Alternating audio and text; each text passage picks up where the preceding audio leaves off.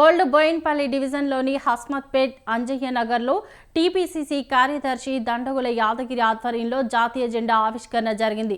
76వ గణతంత్ర దినోత్సవం సందర్భంగా ఏర్పాటు చేసిన జెండా ఆవిష్కరణ కార్యక్రమానికి కూకట్పల్లి నియోజకవర్గం కాంగ్రెస్ పార్టీ ఇన్ఛార్జి బండి రమేష్ ముఖ్య అతిథులుగా హాజరయ్యారు.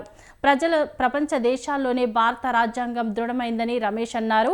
భారత రాజ్యాంగం అమల్లోకి వచ్చిన రోజును గణతంత్ర దినోత్సవంగా జరుపుకుంటున్నామని చెప్పారు.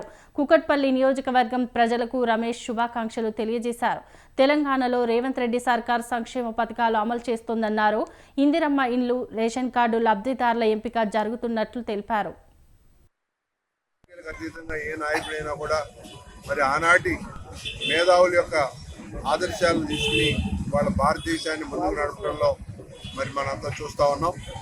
ముఖ్యంగా తెలంగాణ రాష్ట్రంలో రేవంత్ రెడ్డి గారి ఆధ్వర్యంలో ఉన్న ఏదైతే ప్రజాప్రభుత్వం ఉందో ఇవాళ ప్రజలకు సేవ చేయడంలో అన్ని రకాలుగా ఇవాళ ఒక మరి రాజకీయంగా కానీ వ్యాపారాభివృద్ధిగా కానీ సంక్షేమం, ఇటు అభివృద్ధి, ఇటు టెంపుల్లో